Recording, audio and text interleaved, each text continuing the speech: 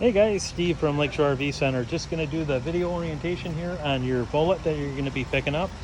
We'll start on the outside here, work our way to the inside. If you have any other questions or something I missed, feel free to give me a call at 231-736-9162. And we'll start here. So on the outside, your exterior door, this is actually on a strut, which will keep it from overextending and going into the side of the camper. You do have, at each corner, you have manual stabilizer jacks. That's a 3/4 inch socket if you want to go ahead and zip those down. Otherwise, you do have the wrench right here in the pass-through storage to do that.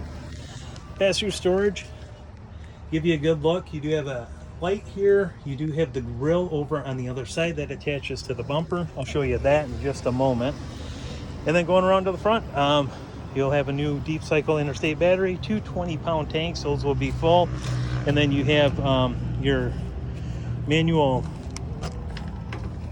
tongue jack right here to position it up and down.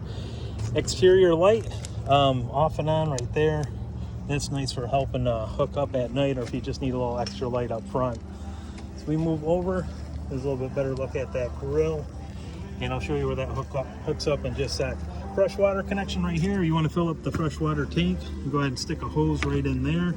And then next to it, you do have your city water connection. So if you're at a campsite that has water, go ahead and hook it up right here, and then just turn it on and off the spigot. I would say this though, make sure that you do have a pressure regulator on that's regulated down to 45 psi. Otherwise, what would happen is it's just going to be too much. It could be too much pressure, and it might pop the one of the water lines on the inside. So 45 psi pressure regulator, I would put that right on the spigot and then hook my hose up to that.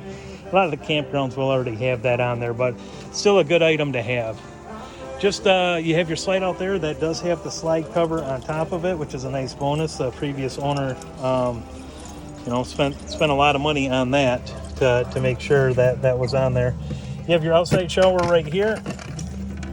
Hot and cold water, that's under key. That's going to be your 751 key, which is same key for the compartment doors too. 30 amp cord that is pushed right in there. That's about 20 foot long. Next to that, you do have the black tank flush. This you'll hook a hose up to. This will help jet out the black tank to clean it. I would say this, there's the warning right there. Definitely heed the warning. You want to make sure that black tank valve is open when you turn this on, because otherwise there's nowhere for that water and sewage to go except for up through the toilet. So right under here you can see where your black and gray tank holes are, and then also where the outlet is for the discharge for both of those. So again, black tank, when you're using the flush, make sure that valve is open. You have your other stabilizer jack in the corner there. As we come around to the back side, this right here is if you're at a park that has cable, you want to hook up, boom, right there. You can go ahead and hook up cable to that. You already have an aerial antenna on this to pick up aerial stations, but that would just be for cable. Spare tire is under the Keystone cover here, and then this right here, this is going to be for your grill. This is the mount for the grill that's in the pass-through storage. You'll have a connection to that. It will be right underneath. There it is, right on the back there. That is going to be your connection into the main gas line. Outside cooktop, and then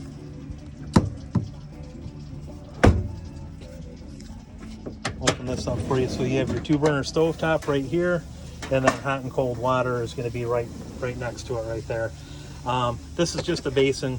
You can use the blue coil hose to hook up to and rinse stuff off out away, but this is just a basin that you'll have to empty out.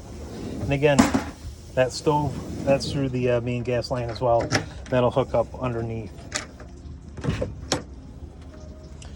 And then also on the outside, you do have your electric fridge right there. That is just electric only on that. And just continuing around, this is the access panel for the fridge. This has a condensation tube. Go ahead and leave that. That's normal. That's just any condensation that builds up on the fridge there. It will just drain out. You do have a 110 outlet underneath. And then just below that is your furnace exhaust, and then your hot water. Both of those get really hot if you're using them, so make sure not to lean anything up against either of those exhausts. You'll notice you do have under the awning 2 speakers that'll be controlled by the stereo in here on a different zone, and then also the LED light strip under it as well. So as we go in, you have your television right here, guys. Here is the stereo system, and again, the different zones to control either the inside or the outside speakers. Next to that, you do have for your hot water tank, gas or electric, water pump right there, and then operate the slide out right there. Lights right here, ceiling lights. That's the switch for that, and then the awning right there. So going around into the bedroom, you do have the storage above. The queen bed right here, you do have an air vent on the ceiling there, which is nice. You can direct that either towards the bed or away from the bed. And then right here, this is the laundry chute. That'll actually go down into the through storage. So that's what that's all about. As we go through the inside of the camper, you have the big sink right here, sink cover on it, 3-burner stove top with the oven underneath. Then that'll just fit over it. And then your Dometic fridge, turn that on right here. Keep it on automatic. That way what will happen is when you plug it in, it will go to electric. When you unplug it, it will default to gas. So if you need to use it all the time, make sure you also have the propane gas open. Right here, your 2 bunks. And then into the bathroom here, you do have foot flush toilet right there.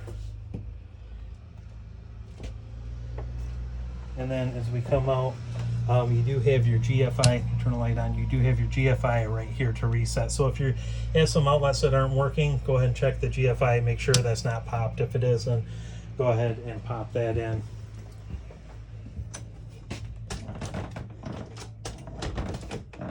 And then the last thing to show you guys as we're going through is going to be, I'm looking for the thermostat, guys. I think it's over on this side. Yep, here it is.